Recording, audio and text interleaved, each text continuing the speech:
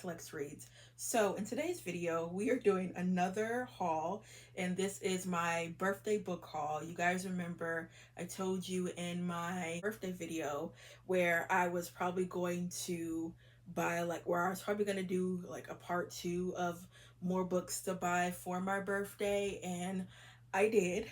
I don't I'm thinking I might be done. I'm just gonna say all of September, I'm celebrating my birthday basically, okay? Especially when it comes to books. And I got really blessed this year when it came to gifts. I always get like monetary gifts from my family, but my boss this year, he gave me $100 gift card to Amazon, which I thought that was so sweet. So I racked up on some stuff from Amazon, and I also, not only did I get books, but of course I wanted to get some vinyls. Also, thank you guys so much for the birthday wishes. So grateful for them, the words of encouragement. I truly do appreciate it. It means so much to me. Okay, so let's just get started. So I today actually did go to a bookstore. I went to a used bookstore. It is the bookstore I was talking about in Flint, Michigan. It's called Totem Books and Vinyls, I believe. Of course, I always want to get some records. I've gotten so many records from that store because they have a lot of old school music, and that's up my alley. And I got a total of, okay, wait, I got I got 3 vinyls and 2 books. I only paid $38 for them. Now, one of the vinyls is actually not for me. It's for my sister because I already have it. It is Donna Summer. She Works Hard for the Money. Like I said, I already have this, and I know she does it. For some reason, her records are kind of hard to find. So when I saw this, I was like, oh, I have to get it for her. And it was only $5. So that is for her. Now, for me, of course, I got Maze. Just know that Frankie Beverly, he passed away this month. So I was like, you know what? This is so fitting. And I only paid $8 for it. I do have another vinyl of theirs. It's like a live concert, and it's fantastic. But I wanted this one because it has We Are One on here, and that's one of my favorites. In really great condition. Let me see. Oh, this is so nice. He was such a handsome man. So yep, got that. And then I also got this Shaka Khan. This is what you're gonna do for me. And this is only $10. Did you guys see? It came out in June. The Tiny Desk. I'm obsessed with that. Did you guys see her Tiny Desk? She killed it, okay? And Shaka is what, 70 plus? She sounds amazing, looks amazing. She did all the right songs. I'm a fan of Shaka Khan. I mean, who isn't a fan of Shaka Khan? But yes, I wanted to get this one. And I love the cover. Ooh, look. Nice. So yes, I will be listening to this tonight, this and Maze. And then lastly, I got from Amazon the Faith Evans Faithfully, and this is her 3rd album. I have her 2nd album, which is probably, that's my favorite. It's called Keep the Faith. I just wish that this album, first of all, it's bomb, but the cover, this is not the original cover. The original cover is so pretty. I actually remember when that album came out. I got it on CD. But this is a really good album. It has You Get No Love, Burning Up, I Love You, Can't Believe, featuring Carl Thomas. I would say the song that I like that is not a single is I Love Faithfully, and then I love Faithful, her interludes. Faith Evans, if you've listened to her and know her, she's known for those interludes.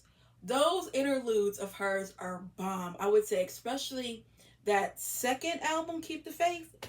You know, back in the day, like in the 90s, interludes, especially R&B music, that was like big. Because who also has really good interludes is Kelly Price. I've also been listening to this for the past 2 days.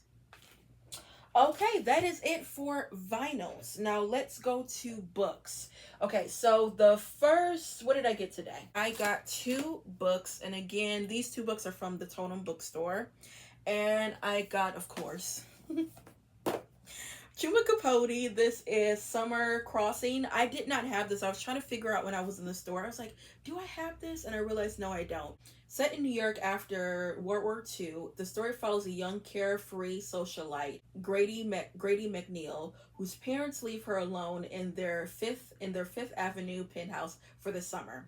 Left to her own devices, Grady turns up the heat on the secret affair she's been having with a Brooklyn-born Jewish war vet who works as a parking lot attendant.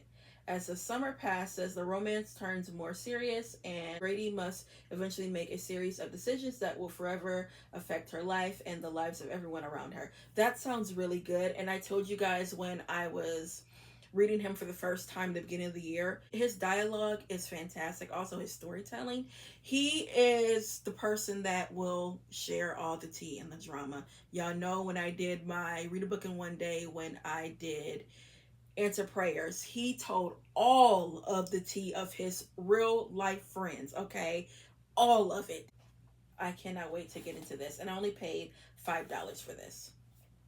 And then lastly from that bookstore, I got Big Girls Don't Cry by Connie Briscoe. I read Connie Briscoe's book. What's the one that she's known for? Sisters and Lovers, and I really enjoyed it. And I saw this and I was like, you know what, I have to get it because I do like her writing and I really did love that book. And this book was only $5.99. I know this is set during the 1960s. Naomi Jefferson was born in a comfortable world. As a teenager in the 1960s, her biggest concerns are when she gives up her virginity and if you really can't get pregnant the first time, like her friends tell her. But when her adored older brother, Josiah, seamlessly the family chooses one who is destined for greatness, is killed in a tragic car accident on his way to a civil rights demonstration. The rift between black and white America suddenly becomes personal. In an attempt to live up to Josiah's example, Naomi immerses herself in 1960s campus politics, but instead of finding herself, she loses her senses of who she is. Okay, this sounds really good. And again, she gives you like her dialogue, she kind of gives you that Terry McMillan. If you do like that, you will like her works, but she still has her own style of writing. So those are two books I got from the used bookstore. Yesterday, I went to Walmart because what did I go in there for? Oh, I can't even remember what I went in there for. But of course, I always like to stop at the book section. And Walmart, when I tell you, they have a really good selection, especially when it comes to black writers. I've gotten so many, like urban fiction.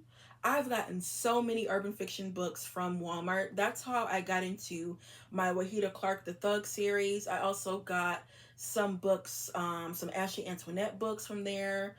It was the Butterfly series or whatever. I got that from there. Also, you guys know Walmart is, cheaper, so their books are discounted. I remember I got my This Could Be Us by Kennedy Ryan. Instead of paying like $20 for it, I paid like $15 for it. I originally went in there to see if they had that Daydream book by Hannah Grace, and they did, but the copy they had was kind of tattered.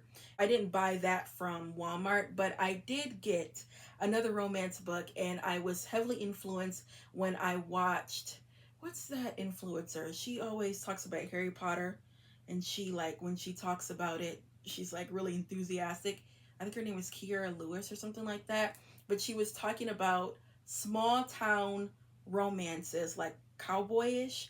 And I have seen this book and series at Barnes and Noble, but I just didn't like pick it up or even read it. But again, she convinced me.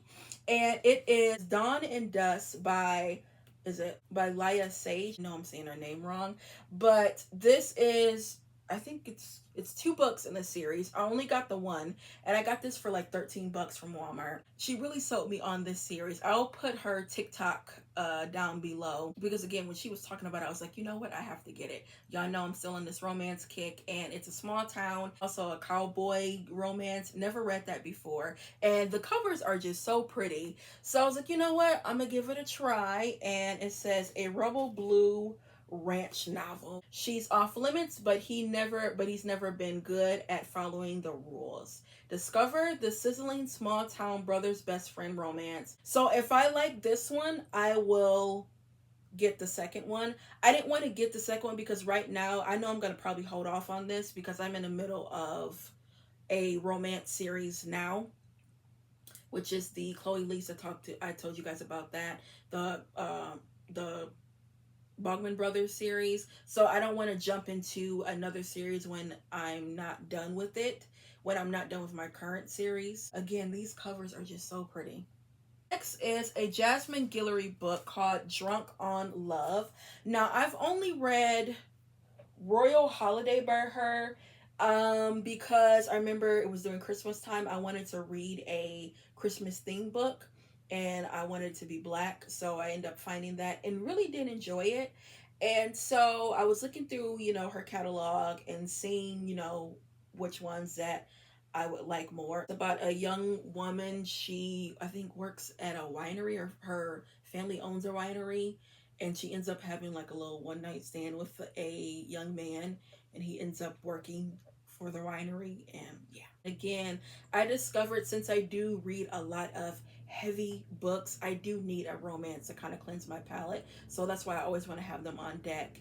And I've learned that, you know what, it does help me get through, my reading. Also, I do not get in a reading slump, and that is the number one key. Don't want to get in a reading slump. So yeah, I can't wait to get into this. And then I did get the Daydream book. Like I told you guys, I wanted to get it from Walmart because it was cheaper, but it was battered. So I end up using my Amazon gift card that my boss gave me. The reason why I wanted to get this is because, again, it is a romance book, but also the young man, I mean, he's black, right? So I was like, okay. Also, I do have icebreakers. I do have that. My sister actually bought it for me. And I don't have the second book, is it Wildfire? I was looking on TikTok, of course, because I always like to look at reviews on TikTok and also Goodreads. A lot of people didn't like Wildflower. A lot of people did not like Fire. And I think, are these standalones? Like, do I have to read like them in order? If you guys have read these, please tell me, because if that's the case, then I will probably get the second book. But yeah, and I'm thinking too, should I read this one first? Because I was just going to jump into this one. I know these characters are going to be probably mentioned in this. And I was also influenced by TikTok, because what's that page at 136 or whatever, and they read like the very sensual page? Girl, something like that would intrigue me to get the book. I need help. I love these covers too. These covers do not describe the book, okay? They look like YA covers, but I know this one especially.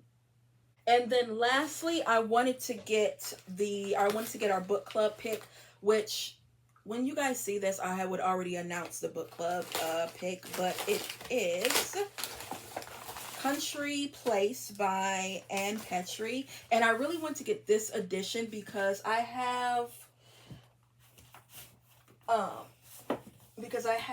her other books and the new editions that came out. This is one of the editions that I have, which when I first read this book, The Street, I used this one. Which, I mean, I like this one. And the reason why I also want to get it is it has a blurb by Gloria Naylor. She's the one that wrote Room in Brewster's Place. And I also got this from a library sale for like $1. But when I saw these editions, I was like, you know what? I have to get them. They are so pretty. This is our book club pick, Country Place. I have not read it. Only book I've read by Ann Petrie has been The Street. I haven't read this one either, The Narrows. But these covers, so pretty. It's another one I want to get, which is a collection of short stories by her that's in this edition. Ann Petrie, she was a fantastic writer. She is the first Black woman to sell over 1 million copies of her novel, The Street. And if you have read that, whew, get your mind right, okay? Get your mind right. What you think is going to happen doesn't happen. It's not, I was going to say bittersweet. It's not even bittersweet. I mean, she just could not get out of that situation. Okay, let's get back to this because I'm thinking about The Street. Okay, so Johnny has come home from years of fighting in World War II to have his loving parents and his beautiful wife, Gloria. His first doubts about Gloria's fidelity are created on the way home by the local taxi driver, a passionate gossip, and those doubts mature with the hurricane that is bearing down on them, darkening the seamless, perfect town of Lexington, Connecticut. But a greater violence lurks beneath the surface of the storm. Country Place masterfully captures the transformation of a small town life in America in the words of one of the 20th century finest writers. So this sounds real good. There's only 262 pages. I'm trying to not look at the last page. This is the edition that I want to get next. Every time when I see a black author, especially a black woman author that, doesn't really get the praise and recognition as they should, when they come out with new editions, re-editions of books, it just makes me so happy because y'all know how they do us. Especially when it's authors that are not like a Toni Morrison or a who else, or like Alice Walker. Like there's so many editions of The Color Purple. Girl, let's get more editions of other books from other authors. Yeah, when I saw these editions, I had to snag them up. So yeah, guys, that is it when it comes to part 2 of my birthday book haul. Again, I got some really good books. I got some really good records. I'm just so excited to read these books. So yeah, guys, that's all I have for you. Don't forget to like, comment, subscribe, and I'll be back with more black books. Bye.